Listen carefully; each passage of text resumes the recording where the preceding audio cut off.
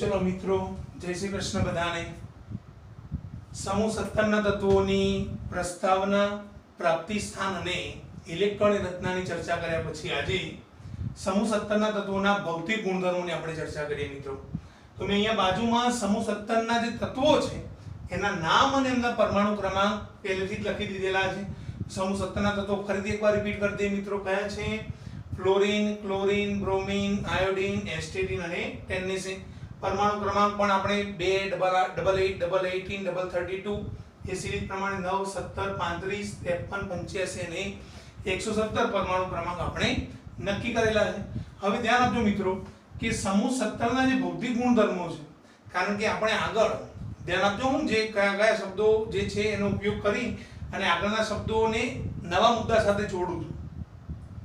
સમૂહ 17 ના તત્વોમાં જે પ્રાપ્તિ સ્થાનનો ભાગ હતો એમાં આપણે ચર્ચા કરી હતી કે એસ્ટેટિન અને ટેન્નેસિન આ રેડિયો સક્રિય વાળો ભાગ છે, આ પ્રસ્તાવનામાં આવતું હતું। ફ્લોરીન અને ક્લોરીન વિપુલ પ્રમાણમાં હતા। બ્રોમીન અને આયોડીન કેવા હતા દોસ્તો? તો અલ્પ પ્રમાણમાં જોવા મળે। હવે એ રીતે બે-બેની પેર અથવા ત્રણ-ત્રણની પેર કરી અને આ તત્વોના ભૌતિક ગુણધર્મનો દેખાવ કેવો છે, પાણીમાં દ્રવ્યતા કેવી છે, એમનો રંગ કેવો છે, આ નાની નાની બાબતો જે છે એ સમૂહ 17 ના ભૌતિક ગુણધર્મોની ચર્ચા આપણે કરવા જઈ રહ્યા છે દોસ્તો। તો આપણે અહીંયા લખી દઈએ કે સમૂહ 17 ના ભૌતિક ગુણધર્મો કેવા છે અને એમના ગુણધર્મો જે છે એ કેવી રીતે અન્ય તત્વોથી અલગ પડે, આપણે એની ચર્ચા કરી દોસ્તો। તો ધ્યાન આપજો સમૂહ 17 ના તત્વોનો પ્રથમ ભૌતિક ગુણધર્મ। હવે એ જેટલા પણ તત્વો આપેલા છે ફ્લોરીન થી માંડી અને ટેન્નેસિન સુધી, જો કે એમાં એસ્ટેટિન અને ટેન્નેસિન બંને કેવા છે? રેડિયો સક્રિય। એટલે આપણે ચર્ચા ક્યાં સુધી કરશું? તો ફ્લોરીન થી માંડી અને બ્રોમીન કે આયોડીન સુધીની ચર્ચા કરશું। તો ધ્યાન આપજો મિત્રો, પહેલો મુદ્દો સમૂહ 17 ના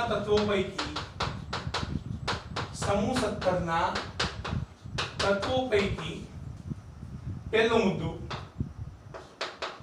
ફ્લોરીન અને ક્લોરીન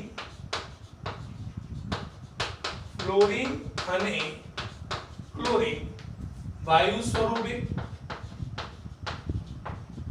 બીજું બ્રોમીન પ્રવાહી સ્વરૂપે અને ત્રીજો આયોડીન જે છે એ ઘન સ્વરૂપે છે। આર્યો ખાસ અગત્યનો આઈએમપી મુદ્દો છે દોસ્તો। આના ઉપરથી બનાવો ફ્લોરીન ક્લોરીન વાયુ સ્વરૂપે, બ્રોમીન પ્રવાહી સ્વરૂપે અને આયોડીન ઘન સ્વરૂપે। ફ્લોરીન અને ક્લોરીન વાયુ સ્વરૂપે, બ્રોમીન પ્રવાહી સ્વરૂપે અને આયોડીન કેવા સ્વરૂપે દોસ્તો જોવા મળે છે? ઘન સ્વરૂપે જોવા મળે છે। તો પહેલો મુદ્દો જે છે એ ખાસ અગત્યનો છે, એટલે એને ખાસ ટીક કરી રાખજો કે આ સંયોજનોના અવસ્થાઓ કેવી છે, ઘન છે, પ્રવાહી છે કે વાયુ છે, એ ખાસ અગત્યનું છે। બીજા નંબરનો મુદ્દો ધ્યાન આપજો દોસ્તો, સમૂહ 17 ના તત્વો અથવા સમૂહ 17 ના બધા જ તત્વો રંગીન તત્વો છે। કેવા તત્વો છે? બધા જ કલરિંગ તત્વો છે, કોઈ કલરલેસ નથી, મતલબ કે કોઈ રંગવિહીન નથી, બધા જ તત્વો રંગીન જોવા મળે છે। આનું કારણ કયું છે? કારણ કે દ્રશ્યમાન એક વર્ણપટ હોય છે, જેમ પારજાંબલી વર્ણપટ હોય, પારરક્ત વર્ણપટ, દ્રશ્યમાન વર્ણપટ હોય।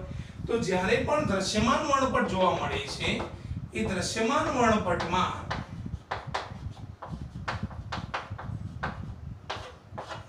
વર્ણપટમાં જ્યારે ચારે ચાર વાયુઓ એમાં અવશોષાય છે, મતલબ કે દ્રશ્યમાન વર્ણપટ આ ચારે ચાર ફ્લોરીન થી માંડીને આયોડીન સુધીના બધા જ જે તત્વો છે બધા તત્વોનું અવશોષણ કરે છે।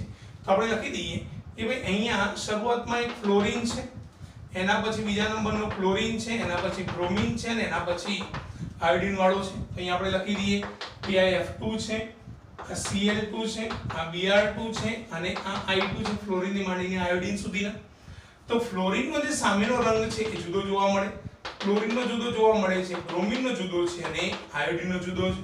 તો ધ્યાન આપજો દોસ્તો કે શરૂઆતમાં તત્વો રંગવિહીન હતા, દ્રશ્યમાન વર્ણપટમાં કઈ પ્રોસેસ થઈ? અવશોષણ।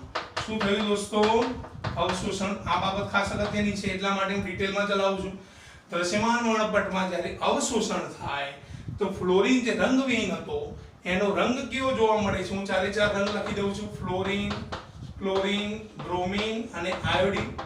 તો ફ્લોરિનનો રંગ જે છે એ પીળો જોવા મળે છે, યલો છે. Cl2 નો રંગ છે એ લીલાશ પડતો પીળો છે, લીલાશ પડતો પીળો. રેડી? Br2 નો રંગ છે એ લાલ છે, રેડ છે.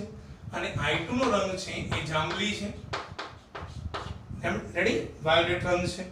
તો પીળો ફ્લોરિનનો, લીલાશ પડતો પીળો ક્લોરિનનો, લાલ રંગ બ્રોમિનનો અને જાંબલી રંગ કોનો જોવા મળે છે? I2 નો.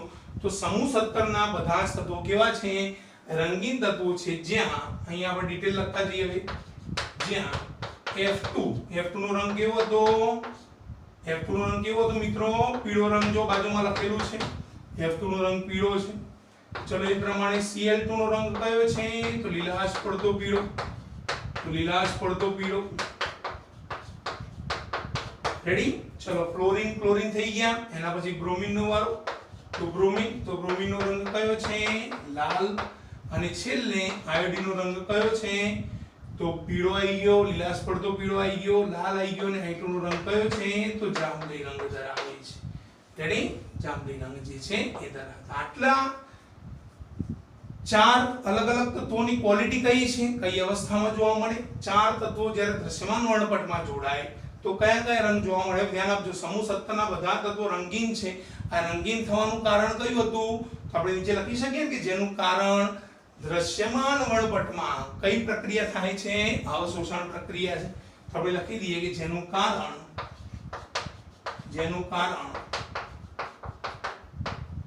દ્રશ્યમાન વર્ણપટમાં અવશોષણ પ્રક્રિયા છે.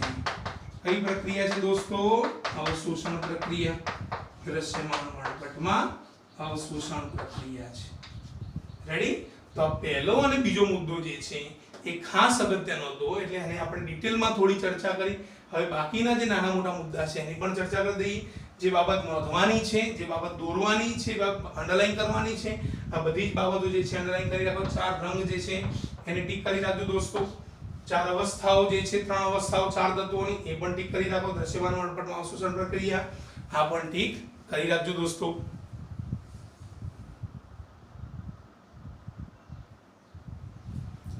ચલો દોસ્તો, ત્રણ અવસ્થાઓ, ચાર જુદા જુદા રંગ જે છે એને આપણે નક્કી કર્યા. કયા તત્વો છે અને કયા તત્વોના કેવા ગુણધર્મો છે એને યાદ રાખવાનો પ્રયત્ન કર્યો.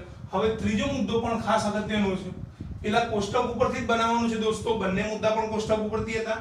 ફ્લોરિન અને ક્લોરિન વાયુ સ્વરૂપે, બ્રોમિન પ્રવાહી, આયોડિન ઘન, F2 પીળો, Cl2 લીલાશ પડતો પીળો, Br2 લાલ રંગ અને I2 કયો રંગ જોવા મળે છે? જાંબલી રંગ જોવા મળે. હવે એ પ્રમાણે ત્રીજો મુદ્દો પણ ખાસ અગત્યનો છે. પેલી બાજુથી પહેલા બે તત્વો કયા છે? ફ્લોરિન અને ક્લોરિન. તો આપણે લખી દઈએ કે સમૂહ 17 ના તત્વો પૈકી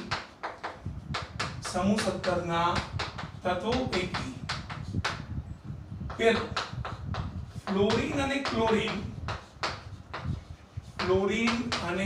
ક્લોરિન એ પાણી સાથે પ્રક્રિયા કરે છે. મતલબ કે પાણીમાં દ્રાવ્ય છે, પાણી સાથે પ્રક્રિયા કરે છે અથવા પાણીમાં દ્રાવ્ય છે એવું પણ લખી શકાય. બીજો મુદ્દો કયા બે વધ્યા? આવે બ્રોમિન, આયોડિન, એસ્ટેટિન, ટેર્નેસિન. તો રેડિયો સક્રિય તત્વ છે. અહીંયા લખી દઈએ બ્રોમિન અને આયોડિન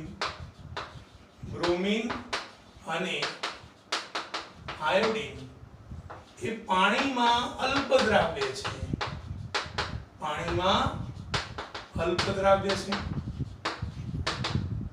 આ તત્વો પાણી સાથે પ્રક્રિયા કરે છે. આ પાણીમાં અલ્પ દ્રાવ્ય શબ્દ આવ્યો મતલબ કે પાણીમાં થોડા પ્રમાણમાં દ્રાવ્ય છે, વધુ પ્રમાણમાં દ્રાવ્ય થતા નથી.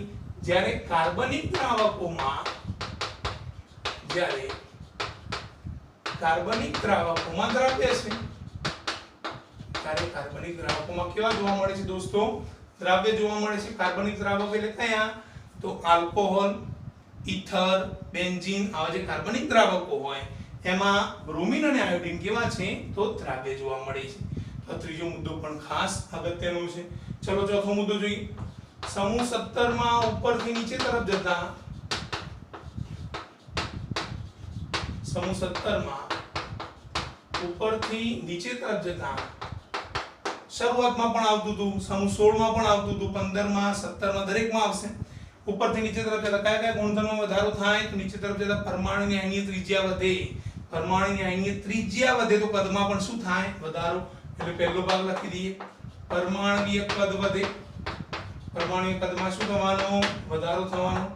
બીજો મુદ્દો, નીચે તરફ જતા ગલન બિંદુ અને ઉત્કલન બિંદુ સ્ટેપ બાય સ્ટેપ વધે છે। એટલે અહીંયા લખી દઈએ ગલન બિંદુ અને ઉત્કલન બિંદુ,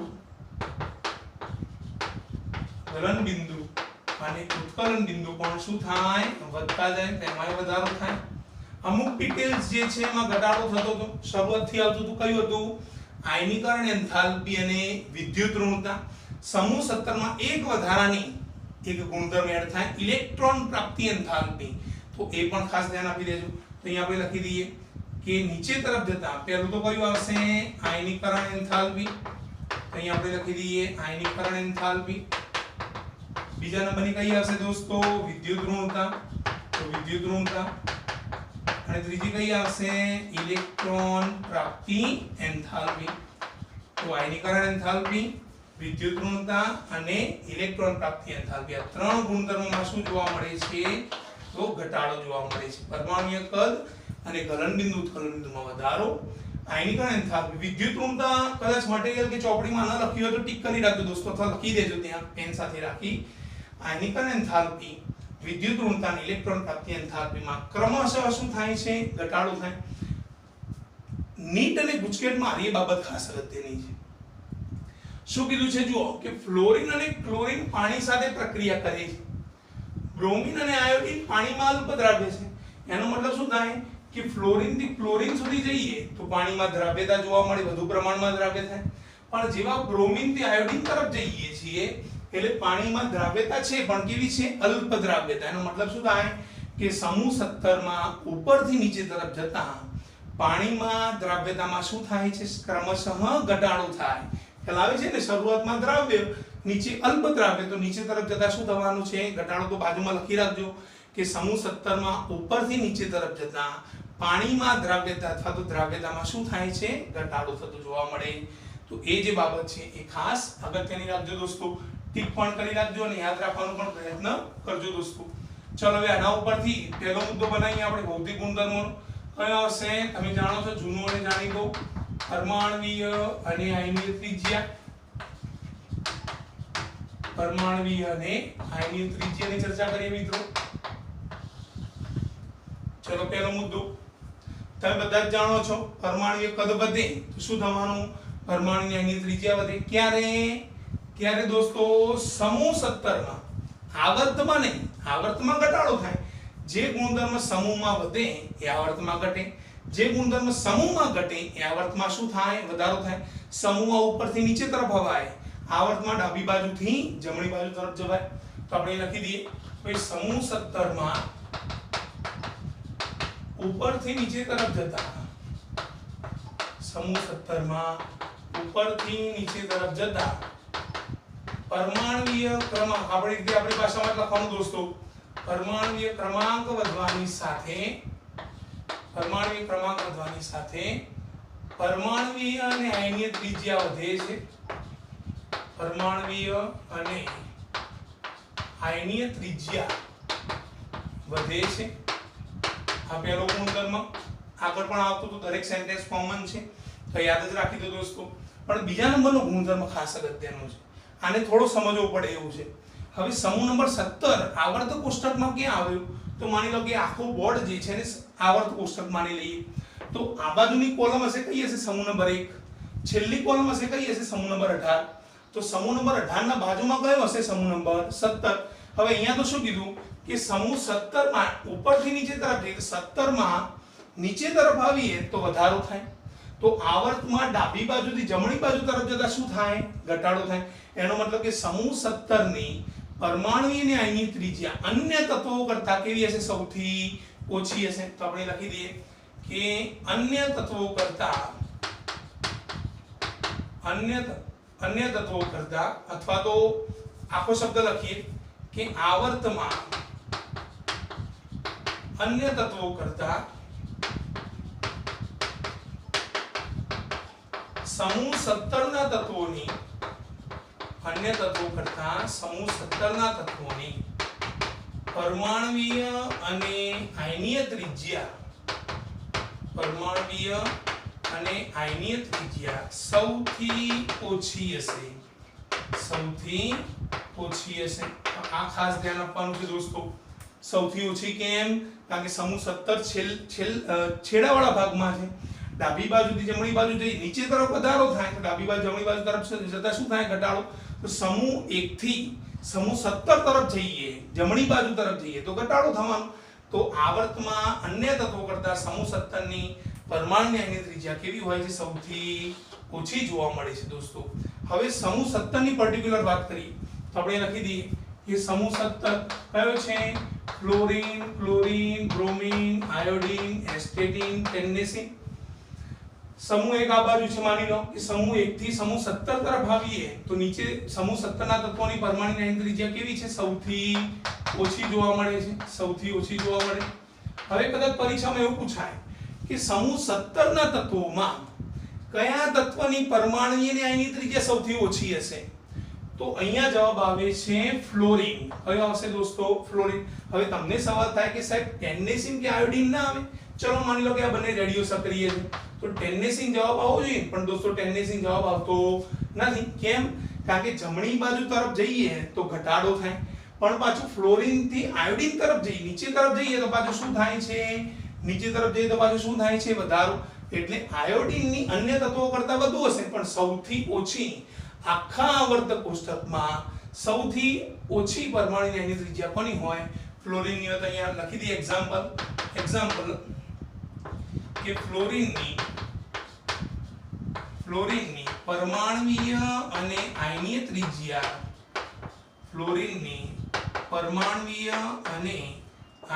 ત્રિજ્યા આવર્તક કોષ્ટકના અન્ય તત્વો કરતા સૌથી ઓછી છે આવર્તક કોષ્ટકના અન્ય તત્વો કરતા કેવી છે સૌથી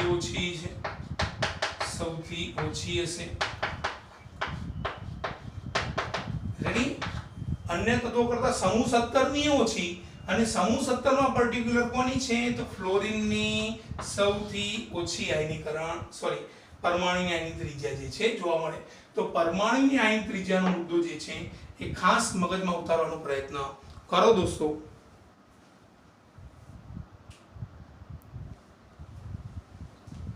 ચલો દોસ્તો પરમાણુની આયનીય ત્રિજ્યાની ચર્ચા કરી હવે બીજા નંબરનો ગુણધર્મ ભૌતિક ગુણધર્મ આવશે આયનીકરણ એન્થાલ્પી તો આપણે હેડિંગ લખી દઈએ કે પરમાણુની આયનીય ત્રિજ્યા પછી બીજા નંબરનો ગુણધર્મ છે આયનીકરણ એન્થાલ્પી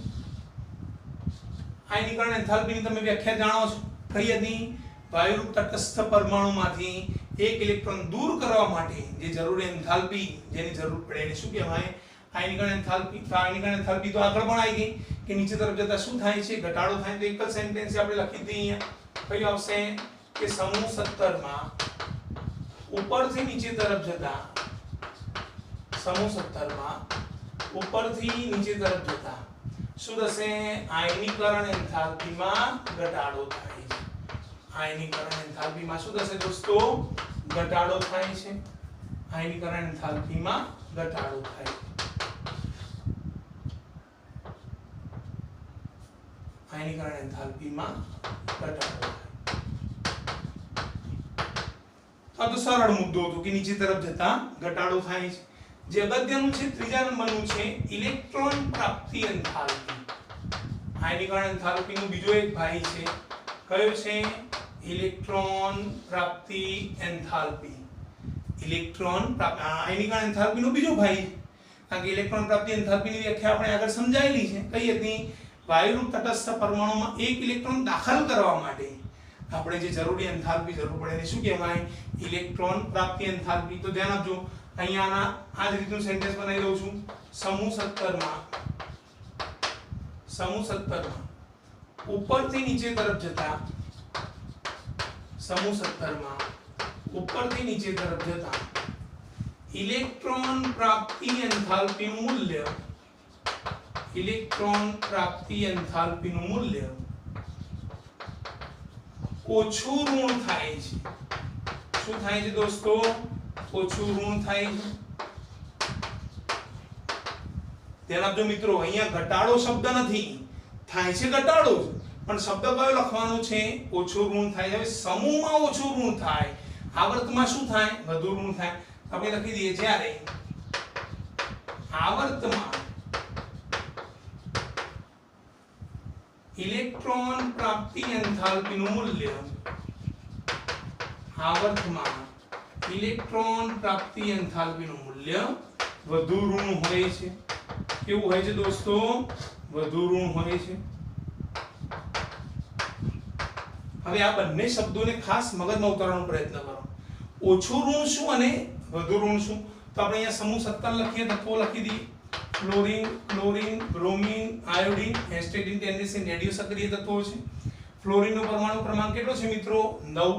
ક્લોરીનનો પરમાણુ ક્રમાંક કેટલો છે? 17. તો ફ્લોરીનનો પરમાણુ ક્રમાંક 9 છે, એટલે કેન્દ્રમાં કેટલા પ્રોટોન હશે? 9 પ્રોટોન હશે. પહેલી કક્ષામાં કેટલા ઇલેક્ટ્રોન હશે? 2 ઇલેક્ટ્રોન. અને બીજી કક્ષામાં કેટલા ઇલેક્ટ્રોન હશે? 7 ઇલેક્ટ્રોન. ચલો એ પ્રમાણે ક્લોરીનની ચર્ચા કરીએ તો ક્લોરીનમાં કેટલા પ્રોટોન હશે? 17. જેટલા પરમાણુ ક્રમાંક એટલા પ્રોટોન હોય. ચલો હવે એટલા જ સંખ્યામાં ઇલેક્ટ્રોન હશે, 2 ઇલેક્ટ્રોન. બીજી કક્ષામાં 8 ઇલેક્ટ્રોન અને ત્રીજામાં કેટલા આવી જશે દોસ્તો? 7. તો બંનેમાં 7 ઇલેક્ટ્રોન છે. ઓકે. હવે અહીંયા કોઈ તત્વ છે જે 1 ઇલેક્ટ્રોન આપવા માટે તૈયાર બેઠું છે. બંને બાજુ એક ઇલેક્ટ્રોન જે છે એને દાન કરવું છે. માની લો કે આ સોડિયમ છે. સોડિયમનો પરમાણુ ક્રમાંક 11. ઇલેક્ટ્રોન એટલે કઈ થાય? 2 8 1. અહીંયા પણ સોડિયમ છે, પરમાણુ ક્રમાંક 11. ઇલેક્ટ્રોન એટલે કઈ થાય? 2 8 1.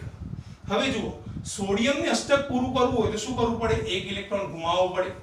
રેડી? તો એની ઇલેક્ટ્રોન એટલે કઈ થઈ જાય? 2 8 ગુમાવે એટલે એની ઉપર શું આવી જાય?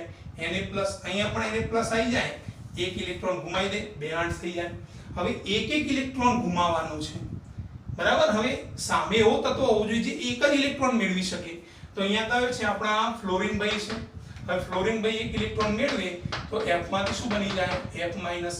ક્લોરીન ભાઈ 1 ઇલેક્ટ્રોન મેળવે તો ક્લોરીન ભાઈ માંથી શું બની જાય? Cl-, F- બની જાય. રેડી? તો જુઓ, એવા તત્વો કે જેને ઇલેક્ટ્રોનની જરૂર છે.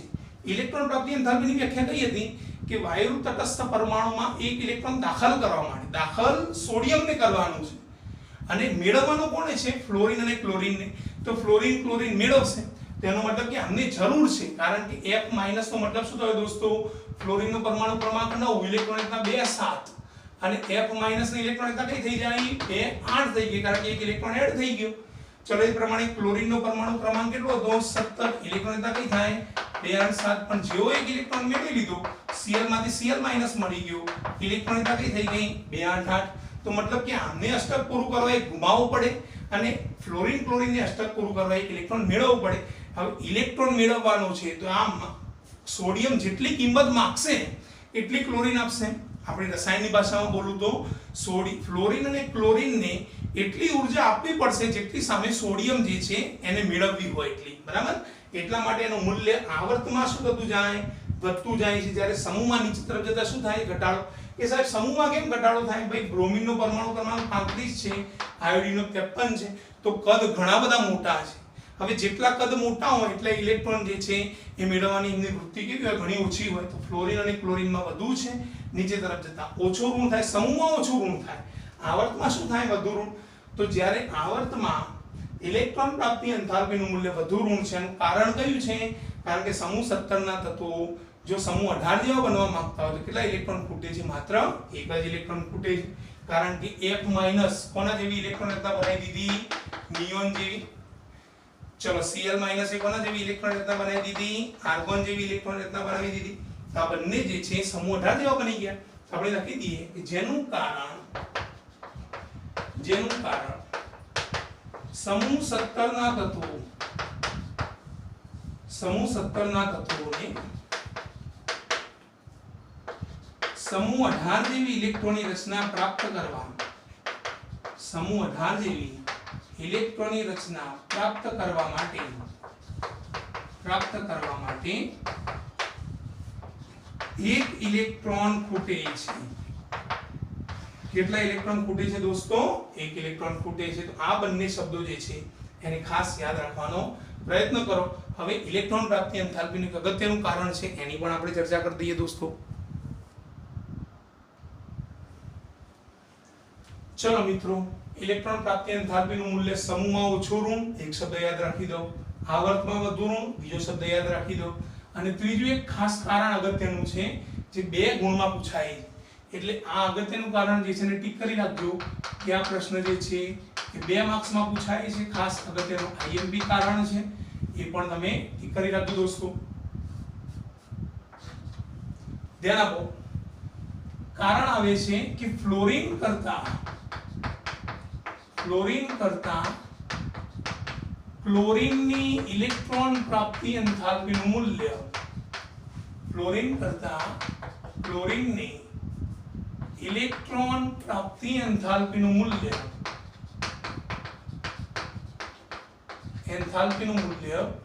વધુ ઋણ હોય છે, કારણ કે શબ્દ સમજવાનો પ્રયત્ન કરો, સમૂહમાં નીચે તરફ જતા ઓછું ઋણ થાય, એનો મતલબ કે ફ્લોરીન થી ક્લોરીન તરફ જતા ઓછું ઋણ થવું જોઈએ મૂલ્ય ઇલેક્ટ્રોન પ્રાપ્તિ એન્થાલ્પીનું। જ્યારે અહીંયા કારણ કયું છે કે ફ્લોરીન કરતા ક્લોરીનની ઇલેક્ટ્રોન પ્રાપ્તિ એન્થાલ્પીનું મૂલ્ય કેવું થાય છે, ઓછું ઋણના જગ્યાએ વધુ ઋણ થાય છે, કારણ કે ખાસ ધ્યાન આપજો, ફ્લોરીનનો પરમાણુ ક્રમાંક 9, ક્લોરીનનો પરમાણુ ક્રમાંક 17, ફ્લોરીનની ઇલેક્ટ્રોન રચના આપણે આગળના મુદ્દામાં પણ ચર્ચા કરી, હિલિયમ અહીંયા કઈ આવે 2s2 2p5, ક્લોરીનની ઇલેક્ટ્રોન રચના કઈ થાય તો નિયોન અહીંયા કઈ આવશે 3s2 3p5। તો ધ્યાન આપજો, ફ્લોરીનમાં છેલ્લો ઇલેક્ટ્રોન કઈ કક્ષકમાં દાખલ થાય છે 2p માં, ક્લોરીનમાં છેલ્લો ઇલેક્ટ્રોન કઈ કક્ષકમાં દાખલ થાય છે 3p માં। તો આપણે એક જ કારણ બસ આટલું જ લખવાનું છે, કારણ કે ફ્લોરીનમાં ઉમેરાતો અંતિમ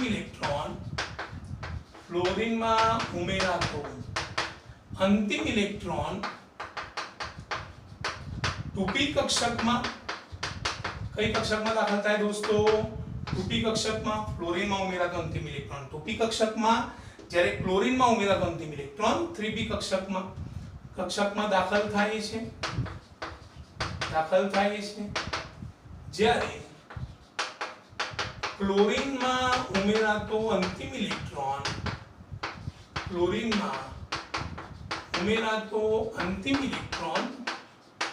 કઈ કક્ષકમાં દાખલ થશે 3p કક્ષકમાં દાખલ થાય। કઈ કક્ષકમાં દાખલ થાય મિત્રો 3p કક્ષકમાં દાખલ થાય છે। તેથી કયું આવશે, ફ્લોરીન કરતા ક્લોરીનની ઇલેક્ટ્રોન પ્રાપ્તિ એન્થાલ્પીનું મૂલ્ય કેવું છે, વધુ ઋણ જોવા મળે। તો આખું કારણ રટી લો, સાથે હું બોલતો જાઉં, તમે પણ બોલતા રહો। ફ્લોરીન કરતા ક્લોરીનની ઇલેક્ટ્રોન પ્રાપ્તિ એન્થાલ્પીનું મૂલ્ય વધુ ઋણ છે, કારણ કે ફ્લોરીનમાં ઉમેરાતો અંતિમ ઇલેક્ટ્રોન 2p કક્ષકમાં, જ્યારે ક્લોરીનમાં ઉમેરાતો અંતિમ ઇલેક્ટ્રોન 3p કક્ષકમાં દાખલ થાય, એટલા માટેનું મૂલ્ય કેવું થાય છે, વધુ ઋણ જે છે એ જોવા મળતું હોય દોસ્તો। તો આ ખાસ ધ્યાન રાખી દેજો। હવે ચોથા નંબરનો ગુણધર્મ છે વિદ્યુત ઋણતાનો। આપણે વિદ્યુત ઋણતાની પણ ચર્ચા કરી દઈએ દોસ્તો, જે ભૌતિક ગુણધર્મ છેલ્લો ભૌતિક ગુણધર્મ છે, પણ એના પહેલા આ શબ્દ જે કારણ વાળો જે ભાગ છે એને અંડરલાઈન કરી દો। ચલો મિત્રો, હવે છેલ્લો અને અંતિમ મુદ્દો વિદ્યુત ઋણતાની આપણે ચર્ચા કરી દઈએ દોસ્તો। તો સમૂહ 17 ના જે ભૌતિક ગુણધર્મો છે એમાં અંતિમ મુદ્દો વિદ્યુત ઋણતાનો છે। આપણે જાણીએ છીએ સમૂહ 17 માં નીચે તરફ જતા વિદ્યુત ઋણતામાં શું થશે, ઘટાડો। આગળ પણ આવી ગયું, તો આપણે સેન્ટેન્સ પહેલું લખી દઈએ કે સમૂહ 17 માં ઉપરથી નીચે તરફ જતા, સમૂહ 17 માં ઉપરથી નીચે તરફ જતા વિદ્યુત ઋણતામાં શું થશે દોસ્તો, ઘટાડો થાય છે। તો વિદ્યુત ઋણતામાં ઘટાડો થાય છે, વિદ્યુત ઋણતામાં શું થશે દોસ્તો, ઘટાડો થાય। એક શબ્દ તો કોમન થઈ ગયો। હવે ધ્યાન આપજો, સમૂહમાં વિદ્યુત ઋણતામાં ઘટાડો થાય, સમૂહમાં વિદ્યુત ઋણતામાં શું થાય છે, ઘટાડો। આવર્તમાં શું થશે, વધારો થાય। તો આપણે લખી દઈએ આવર્તમાં અન્ય તત્વોની સરખામણીએ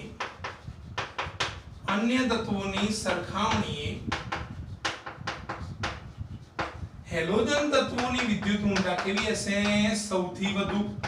હેલોજન તત્વોની વિદ્યુત ઋણતા કેવી હશે દોસ્તો? સૌથી વધુ હશે, સૌથી વધુ હશે. રેડી? સમૂહમાં ઘટાડો થાય તો આવર્તમાં શું થાય? વધારો થાય. હવે આપણે અહીંયા આવર્ત કોષ્ટક નાનું દર્શાવી દઈએ. હવે આ સમૂહ નંબર 1 અને 2 છે.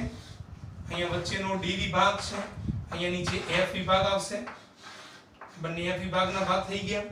આ એસ વિભાગ, આ ડી વિભાગ છે, આ એફ વિભાગ છે અને અહીંયા આવશે એ પી વિભાગ વાળો ભાગ આવશે. આ પી વિભાગ થઈ ગયો. હવે પી વિભાગમાં ખાસ ધ્યાન આપજો દોસ્તો. પી વિભાગ જે ભાગ વાળો આપેલું છે એમાં સમૂહ નંબર 17 અહીંયા છેડામાં છે. હવે જુઓ, સમૂહ 17 માં નીચે તરફ જતા ઘટાડો થાય, પણ ડાબી બાજુથી જમણી બાજુ જઈએ, લેફ્ટ ટુ રાઈટ જઈએ તો શું થવાનું? વધારો. એટલે આવર્તમાં સૌથી વધુ થઈ ગઈ વિદ્યુત ઋણતા. પણ આવર્તમાં જે સમૂહ 17 ના તત્વો છે કયા છે? ફ્લોરીન, ક્લોરીન, બ્રોમીન, આયોડીન, એસ્ટેટિન, ટેન્નેસીન, આવા બધા તત્વો છે. હવે નીચે તરફ જતા પાછો ઘટાડો થાય. ભલે ડાબી બાજુથી જમણી બાજુ વધારો થાય છે, આ બાજુ તો વધારો થાય છે, પણ નીચે તરફ જતા પાછું શું થાય છે? એમાં ઘટાડો થાય છે.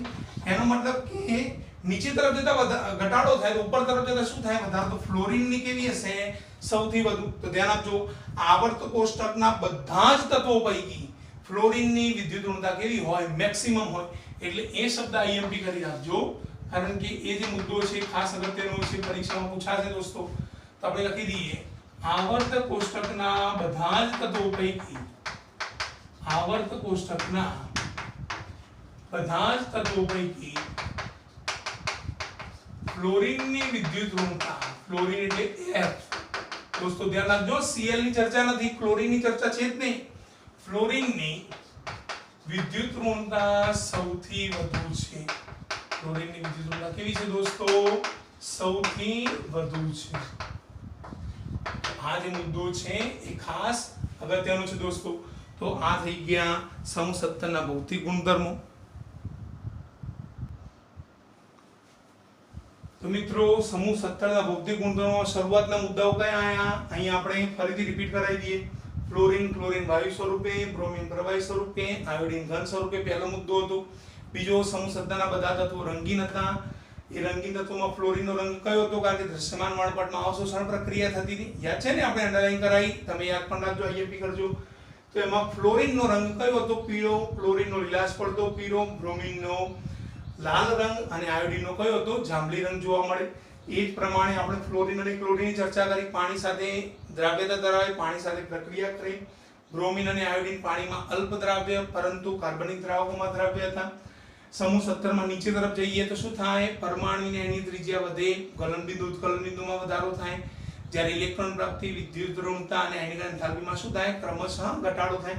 એના પછી દરેકની વન બાય વન ચર્ચા કરી. સમૂહ 17 ના પહેલો ગુણધર્મ જોયો, પરમાણુ આયની ત્રિજ્યા. બીજા નંબરની ચર્ચા કરી આપણે આયનિક એન્થાલ્પી. ત્રીજો આવ્યો ઇલેક્ટ્રોન પ્રાપ્તિ એન્થાલ્પી. ઇલેક્ટ્રોન પ્રાપ્તિ એન્થાલ્પીમાં કારણ બે ગુણનું અગત્યનું. એના પછી વિદ્યુત ઋણતાની ચર્ચા કરી. સમૂહમાં ઘટાડો થાય, આવર્તમાં વધારો થાય, પણ આખા આવર્ત કોષ્ટકમાં સૌથી વધુ વિદ્યુત ઋણમય કોઈ તત્વ હોય તો એ કયો છે? આપણો ફ્લોરીન છે. એ સૌથી વધુ વિદ્યુત ઋણમય તત્વ છે દોસ્તો. તો આ થઈ ગયા સમૂહ 17 ના ભૌતિક ગુણધર્મો. મિત્રો, ફરીથી એકવાર નવા કોઈ ટોપિક સાથે તમારી સાથે હાજર થઈશ, તમારી સાથે મુલાકાત કરીશ, ડિટેલમાં એની જે તે મુદ્દાની આપણે ચર્ચા કરશું. ત્યાં સુધી ફરીથી એકવાર મારા જય શ્રી કૃષ્ણ. અને તૈયારી બહુ સરસ રીતે તૈયારી કરતા રહેજો દોસ્તો.